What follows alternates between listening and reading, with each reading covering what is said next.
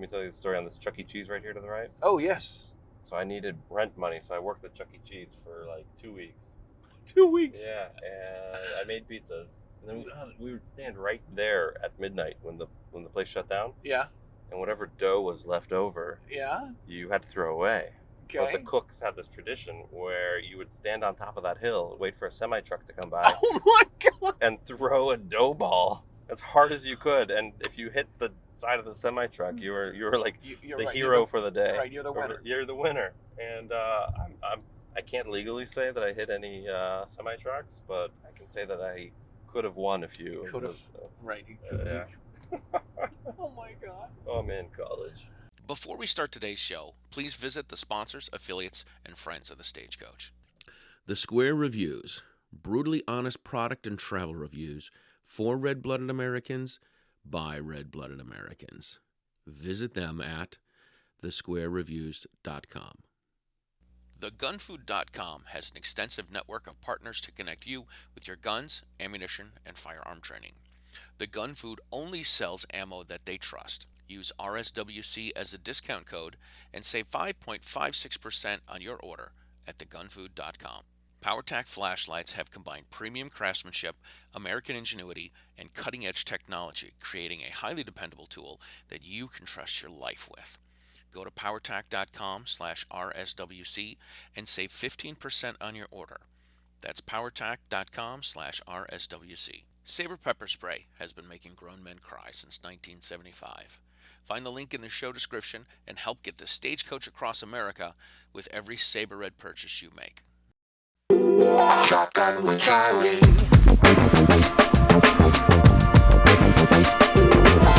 Riding shotgun refers to the practice of sitting next to the driver in a moving vehicle. The term riding shotgun came around after the time of the stagecoach, when somebody used to sit next to the driver holding a shotgun, in case they ran into bandits. My name is Charlie Cook, and I drive a lot. I like to talk to people while I'm driving, so I interview people in my car while I'm driving. Welcome to Riding Shotgun with Charlie.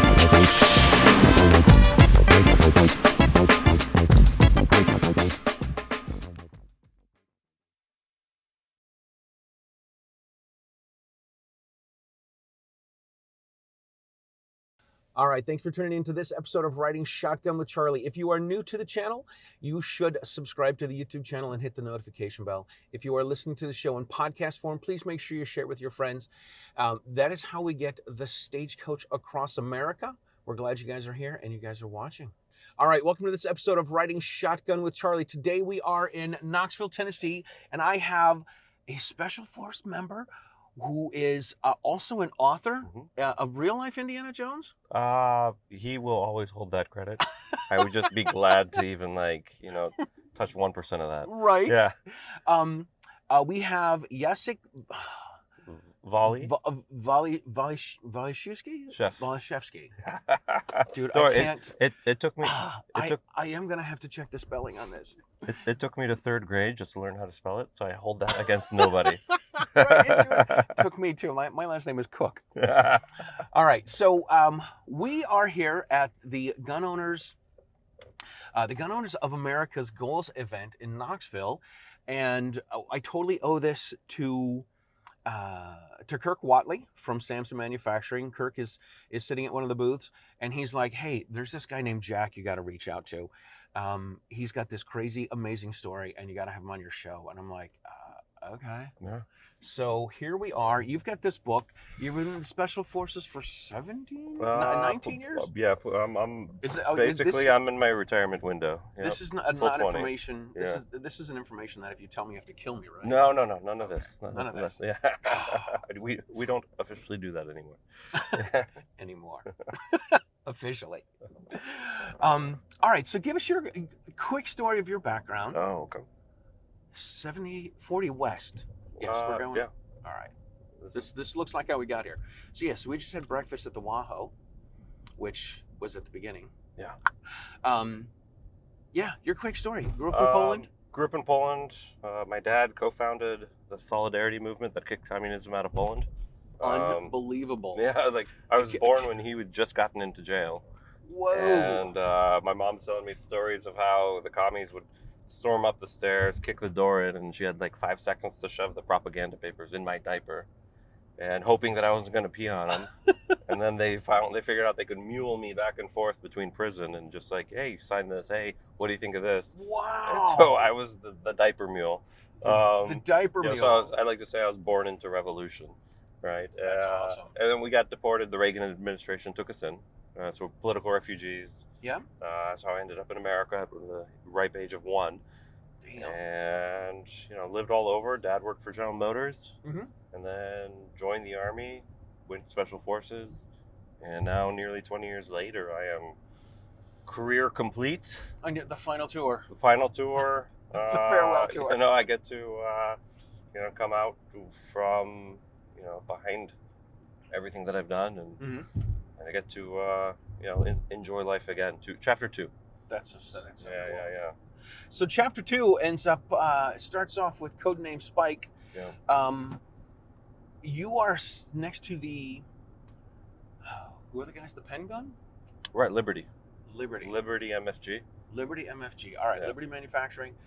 They have a pen gun Yeah, it's amazing. which shoots 22 short and 22 long rifle. Yep.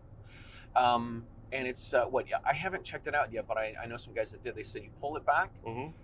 You're not going to pull one out, are you? No, I was Okay. checking my pockets. I was like, do I have it? No.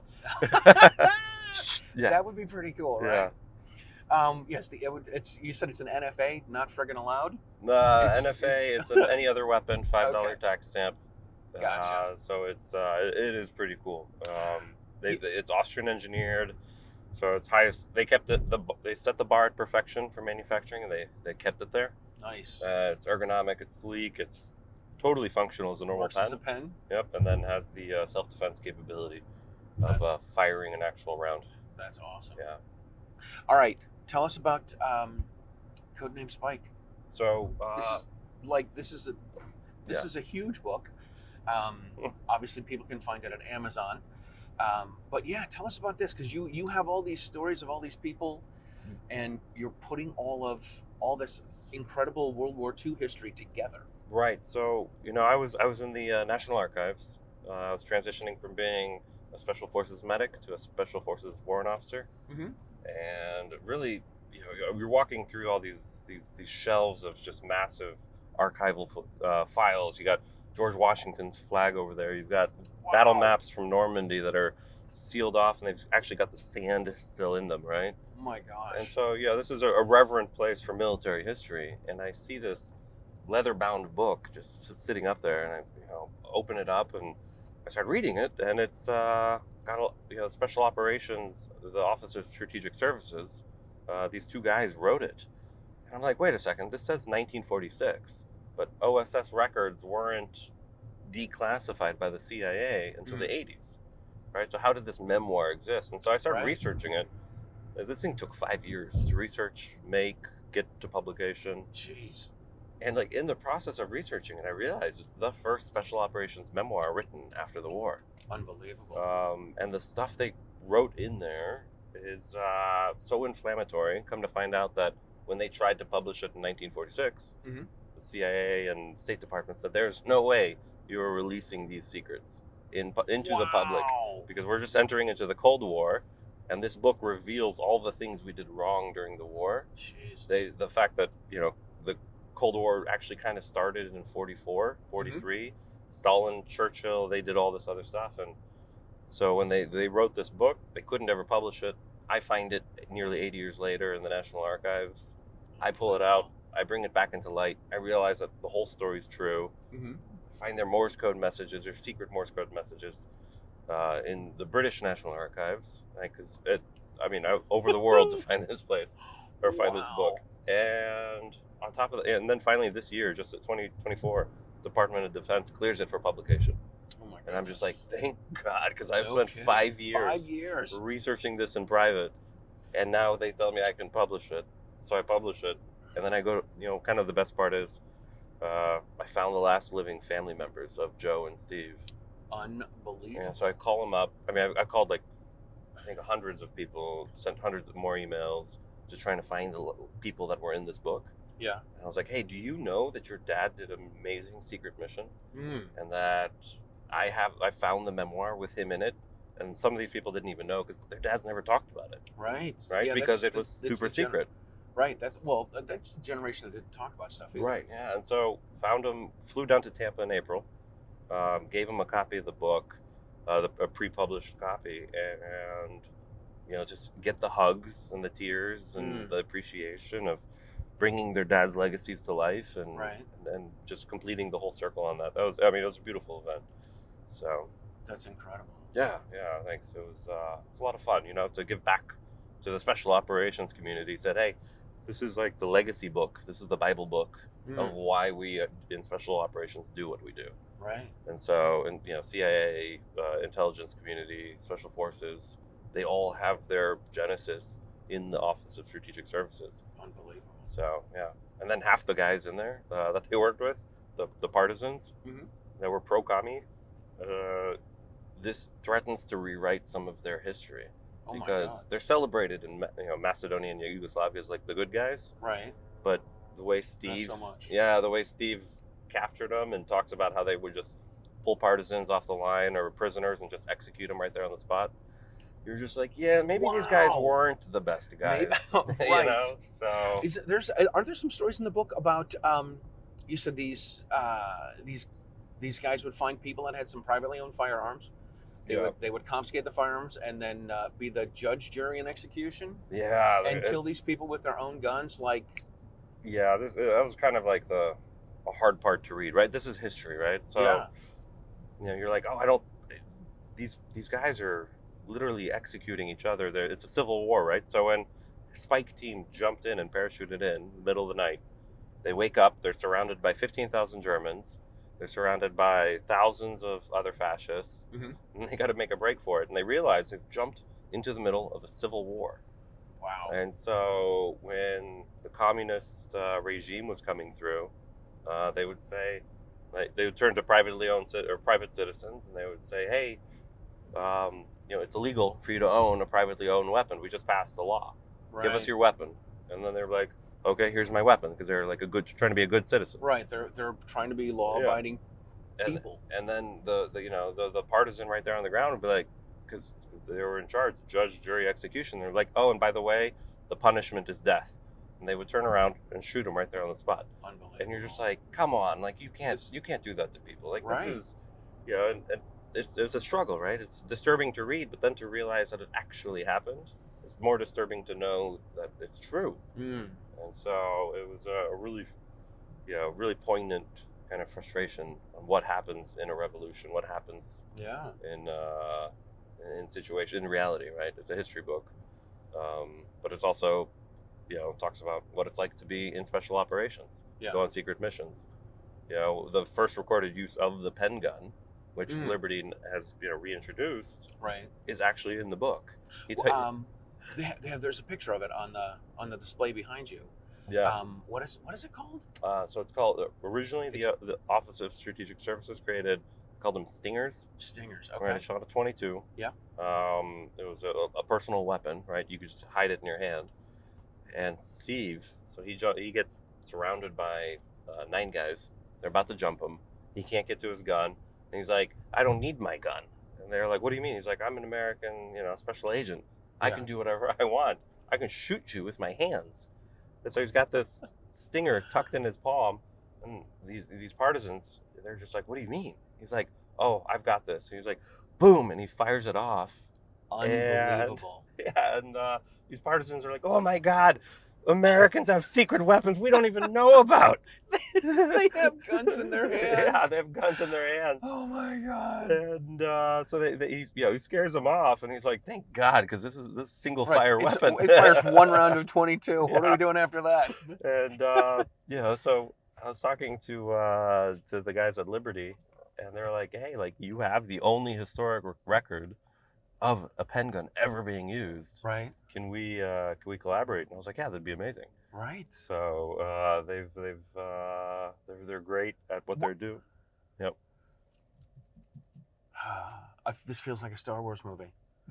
I've got a bad feeling about this. Continue on I-40 for 3 miles. sure there's a turnaround up here. Yeah, in 3 miles, Oh wow. which is all Oh, traffic. it's a rolling roadblock. Yeah. We headed in the wrong direction. I see that now. Because I'm like, Knoxville wasn't that far when we went to the Waffle House. I wonder what the roadblock's for. A rolling roadblock. Is there a presidential convention in town, or No. I don't know. You know what is in town though? Huh. The last night before we went to dinner, I was with the guys from Sean and Grant from News 2A, and they were saying that there were a lot of older women there, Okay. right? And so he's like, "What are you ladies doing here?" And it's a female version of the Elks, like because Interesting. women can't join the Elks. So I forget what the other group was, but she said that. You are in a 9-minute slowdown. You are on the fastest route. You will arrive at 9:07 a.m. That's okay. Right. There's some female Elks convention, and these ladies get together once a year, and And this is it. this is yeah, I guess this is it. I don't know. These ladies are all in walkers and like Oh. they're old ladies. Oh, so they're doing like a walkathon right now. Probably. That's the convention that's going on. Besides the Gun Owners of America event. No, that's great. Oh my God. Yeah, dude, I'm driving. I'm like, I don't see any tall buildings. Yeah. All the West. signs say Nashville. We're not supposed to go west. We were supposed to go East. east. Oh, okay. Damn it. Next time. I really don't plan on getting lost. I mean, Because you're like, yeah, let's put the GPS in. We'll be fine. It'll be good. we'll cruise. Right. Anyway, Yeah. I apologize. No So, worries. No worries. you gathered all over the world. You talked to the family members. Family members. I started circulating it around my Green Beret friends. Mhm. It's like, hey, what's this? Does this book resonate with you? Right. Like, it resonates with me because now I know why I do what I do. Yeah. Because 80 years ago, these guys were improvising and figuring it out on the ground. Mm. The OSS then split into the CIA, and the guys then also split and created Army Special Forces, right? 10th Special Forces Group specifically. Yeah. I've spent my entire career in 10th Special Forces, right? So it was an entire historic link to the genesis of the guys, and then to meet their family. Mm. And then General Cleveland, the former U.S. Army Special Operations Commander, like, started to talk to him, and he's like, "Hey," I was like, "Hey, can you how would you feel about a forward for this or a blurb?" And he's like, "I will absolutely happily write a forward for this." And so the forward, for a guy of that stature to have achieved the things that he did, to read this book and say, this thing. This is legit. This is legit. This is the Bible of special operations. Unbelievable. It was amazing, and to know that these guys wrote it 80 years ago and couldn't publish it, Right. And then for me to take their legacy and say, "Hey, I'll carry this around. I'll carry this across the final yard. You've ran it for 99. I will cross it over." Yeah. And it's an honor to have done that, and to have done that for special operations, and history writ large, because the amount of amazing pieces of facts that are going into there, but they wrote it in a way that reads like a novel. That's cool. Like, I would read it and I'm like, there's no way this happened. Right. And then I found the Morse code message in the report that says, we blew up a bridge, the German train came by, derailed, and 200 Nazis died when they tumbled into the gorge. Wow. I'm like, this is crazy. Like, that is nuts. so to have that Morse code message verify that what they were talking about actually happened is great. That's incredible. So, Yeah, you talk about how you would find something, you would get it verified through another source, and then go back and tell the family members. Holy crap! Yeah, they're super excited, super supportive, wonderful people. So you were able to dig up pictures of a bunch of these guys too. Yeah. Right? So, and it's always interesting to me to go back and we see our grandparents, whatever we see older people and they look old. right. Yeah, Right? we see them as old people, right? Right. Yeah. We don't see them when they're at the height of their powers. Right. Yeah. And to see these guys as young and proud. Proud and Because- chiseled and, yeah, chiseled, yeah. strong, and Yeah. like you look at this, you're like, holy crap, this guy looks like a badass. Yeah, they were badasses. Like they look like they could be in like any action movie back in the day. Right. You know, strong jaw, beautiful hair. You know, they're like, yeah, you want us to jump out of an airplane at midnight into a country surrounded by Nazis? We got this. And you're like, what? This is a different generation. Right. And so, you know, to honor that, to live vicariously through them, oh, it's great. That's incredible. Yeah, That's it's incredible. a lot of fun. And then, you know, I'll still get messages from the family, like, hey, thanks for doing this. Like, it kind of hits them in waves, like what their dads have been preserved in legacy, and Oh my gosh. their adventure has been, you know, told to the world finally. Yeah. So it feels good to have done all that. One of the things that I heard, I don't know if I know it's supposed to be motivating. Mhm. I want to say Abe Lincoln said it, but who knows? I follow it on the internet, so Abe Lincoln probably did say He it, always but- says everything on the internet. But it said something that said a man dies twice. Mm. He dies when they die, and then he dies when people stop talking about him. Oh yeah, okay. Right? That's deep. Yeah, it is. And you've got this story of these guys that's going to continue Yeah, forever. forever. Right. Yeah, especially as a bedrock, because I would want anybody in special operations to be able to understand why they do what they do. Mm. Right? It's not just something that someone came up with because it was a good idea. Yeah. You know, your instructor tells you to do it. No, it's like because these guys proved it. Right. Right? It's like reading the first version of the Bible. Right? It's untainted. It's raw. It's as it was originally written. Right. And so this is as it was This is originally that. written. Like I transcribed it word for word from the manuscript. Jeez. It was like paper thin, right? It felt like you were turning right. a big Get wafer. the gloves on. Yeah, get the gloves on, type it out, and you know, I had to edit a few words here and there and like combine a few sentences, but it's 99% the original work. Unbelievable. Just because it was that important to share. How did you pulled this out and said the story needs to be told? Yeah, story has to be told. These guys wrote it because what they saw happening at the tail end of 44, right near the end of World War II, they saw the Cold War coming. They felt the cold. They got sucked, you know, wrapped up in that wave. Yeah. There's like one or two stories where they don't like what Steve's doing because Steve gets split off from Spike Mission. So he's in the backcountry because he gets sick. He gets malaria. He has to go to a partisan hospital, and he's there for about a month. Yeah. And so he starts like, hey, like communism's not right. You guys can't be executing people left and right. Like, you know, democracy and like, you know, freedom of values actually means something. Right. And then the partisans don't like what he's saying. And so they visit him. They try to kill him a few times, just like off him, because they don't like his brand of truth.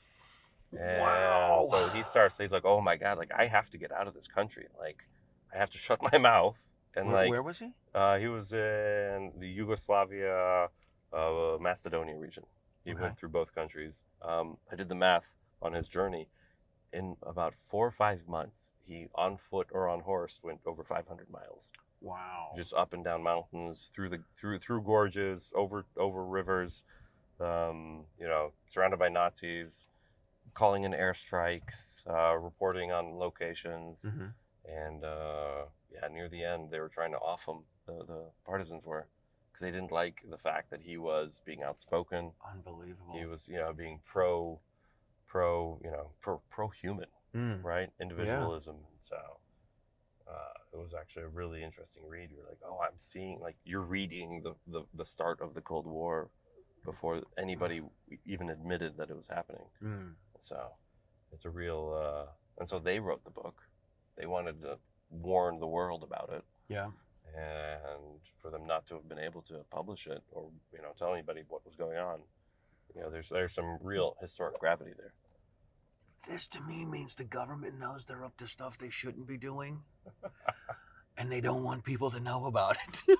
I'm not going to say Right. anything to that. He can't say it, but I can.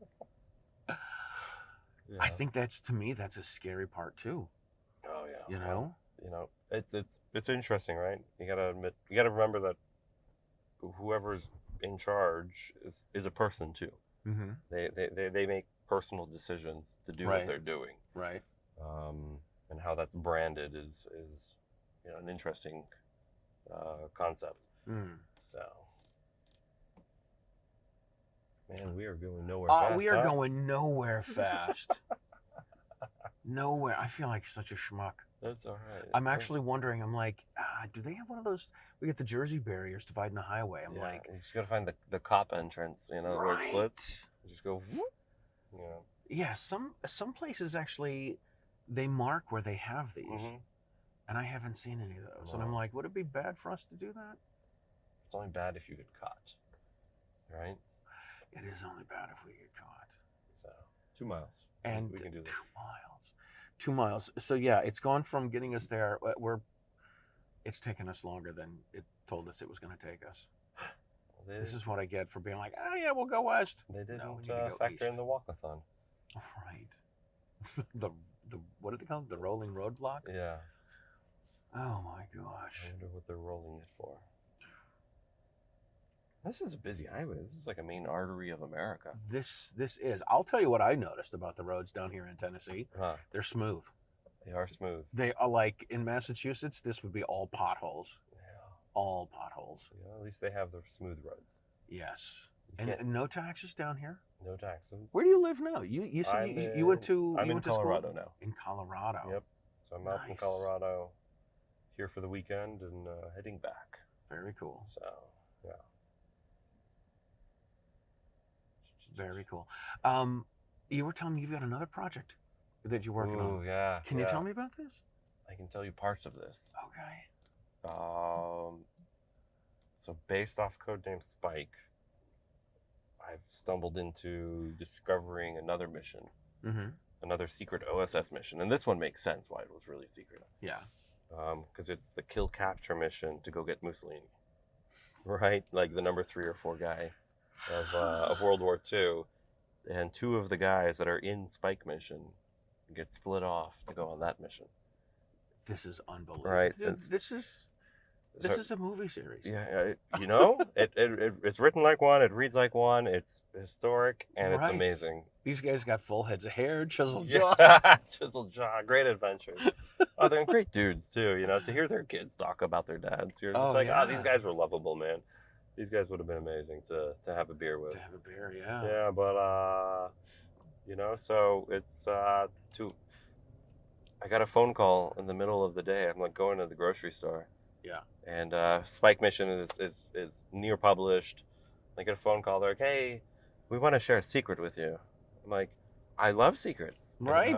And they're like, "Yeah, so this pistol is Mussolini's." And I'm just like, What? I stop. I put the milk down. I put the bag of groceries down. I was like, okay, I'm gonna need you to tell me that again because I'm not sure I heard you right. Is the connection good here? Did Yeah. you say you have Mussolini's pistol? Yeah, and they were like, well, this is how we got it, and I was like, okay, this is absolutely what I'm going to start digging through next. Yeah. Right, and In so 2 miles, take exit 369 for Watt Road. now we're picking up speed, yes. Yay. And so I'm digging through that. I've found all the dots and all the lines that connect them. Through deathbed confessions, through documentation, through timing and placement, and historic records. Yeah. And so that's going to come out here. I'm aiming for spring of next year, spring of 25, Cool. to document and reveal the kill capture mission for Mussolini. So Unbelievable. yeah. Unbelievable. Yeah, so, and to know that 2 of these guys in this book were leading that mission blows my mind. So That's insane. but that's a lot of historic responsibility too, right? Yeah. Oh my gosh. Yeah. So I mean, you have to pay it justice. I have to. You know? Yeah, I'm gonna make sure it doesn't take 5 years to write. That's a Right. lot of time. Well, after deployment, maybe I'll be able to focus on it Right, a I little bit better. can Right. grow my beard out, wear a smoking jacket, walk around in loafers, and then write it. So that's the plan. That's Oh, the In plan. half a mile, take exit 369 for Watt Road. I not changing topics, but as we're turning off the highway here to make Yeah. a U-turn, I do remember seeing the Top Golf, and there was like a big brown beaver sign, and I saw those as we're driving. I'm like, weren't those on the other side of the road Yeah, when I headed here? Yeah. Take exit 369. Back when I went to college here, there's a bar. I don't know if it's still there. It's called Cotton Eye Joe's. I saw the sign for Cotton Eye Joe's. Okay, great. Yeah. I did see this, My roommates and I, we would go there every Saturday. Oh my God. I was good at one point at the country line dancing. So, a Polish kid immigrant coming in, getting good at country line dancing. Oh my goodness. Oh, it was so fun. Turn left onto Oh my Club Road. goodness. Yeah. That is too funny, man. I speaking of the Polish kid, immigrant fighting communism. I've It's small, it's an easy story. It's right. It's- It writes itself. It really does.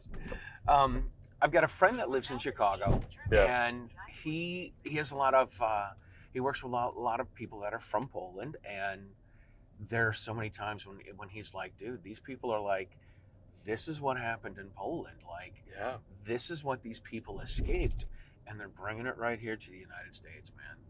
Yeah. He's like, this is ridiculous. I mean, historically, Turn left onto the I-40 East Ramp. historically, I mean, Poland, because it was between the Austro-Hungary Empire, the Russian Empire, Mhm. World War II, like it's been wiped off the map as a country 3 times, Damn. right? They're like, oh, we'll take the territory, Mhm. and then the Polish resistance comes back up and wipes, pushes them out Yeah. and reestablishes Poland. And so, the Polish struggle has always been on never quitting, right? Fighting for what matters. Like my last name, Waliszewski, Walicz means to fight, right? And so I've traced my family heritage and clan down to the Walicz clan, which was literally the fighting clan. And so, I'm It's in the blood. yeah, any Pole that is alive today, their ancestor has fought in some way or another. So Wow. that is like almost like a genetic imprint. Yeah. It's pretty cool. That So is- and then my dad fought communism and I became a Green Beret to help others in Fight their communism, resistances. yeah. And so I take special pride in that. So for sure. yeah. But yeah, especially what Poland's doing now in Eastern Europe, they're a critical partner in a geopolitical battle that's going on right now. Mm, So, but not to bring too much politics into it. right. Yeah. Not to bring too much. Just enough. Just enough. Oh. This is cool. This You is don't very have much- trees like this in Colorado. No, you guys Yeah. have Rocky Mountains out We there. have And fires. 14,000-foot mountains and fires. So, which is I've learned to love. Like I've gone skiing in July. Oh, that's cool. That's it's bright, sunny. It's like 70 degrees outside, but there's fresh snow on the ground. It kind of blows your mind. Mm. I was out in Colorado last year. I got to interview Michael Bain, Oh, super cool. and he lives outside of Fort Collins. So I'd never been out there, Mhm. and I think it was Interstate 25. Mhm. Does that sound right? Yep. Driving up Interstate 25, I look on to my right. I'm heading north. I look to my right. It's like the Midwest. It's all flat. There's all There's Kansas nothing. out there. Yeah. And I look to my right. It's all mountains and beautiful. Yeah. I'm like, this is wild. Yeah, This is pretty wild. it is beautiful. All right, listen. We need to wrap things up. Sure. How can people find Codename Spike? So Codename Spike's on Amazon. The Audible's coming out here shortly. Oh, cool. So it's available in ebook and paperback and hardcover. Do you have a website for yourself for your books? Because people are gonna want to know how to get the Mussolini book when it comes out. Yeah, no, that's so Instagram is at Codename Spike, At Codename Spike. and then the big picture website is codenamesecret.com. Codenamesecret.com. Because there's going to be 4 mission books under there. They're all going to be under the Codename Secret umbrella. Very cool. So, 'cause, Any chance you're gonna turn this into a movie? if a producer calls me and says, "Hey, we have an idea and we have a plan," I'm going to say absolutely. Right. It is a definite maybe. It's right up there with Masters of the Air, Band of Brothers. Because what's amazing is Band of Brothers is to the infantry Mhm. what Codename Spike is to special operations. Ah. So this being the Bible Genesis book of special operations, it Yeah. makes sense to have a movie showcasing how all of special operations came into being. That would be So totally cool. yeah, if anybody's a producer and wants to make the next Band of Brothers movie, Yeah. I'm going to say yes. All right. Very cool. Very cool. All right. Thanks, Jacek, brother. thank you for being on. Hey. We're still driving, but we're going to wrap things up here. Absolutely. If you've made it this far, you need to share the show with your friends, because that is how we get the Stagecoach across America. We're going to put links in for all of Jacek's website and where you can buy the book. If you are not a member of the Second Amendment Foundation, you can go to saf.org. I do have a link below. You need to join them. Since we're here at the Gun Owners of America Goals event, you can go to, I think it's gunowners.org is G.O.A.'s website. And we will see you guys next time. Thanks a lot.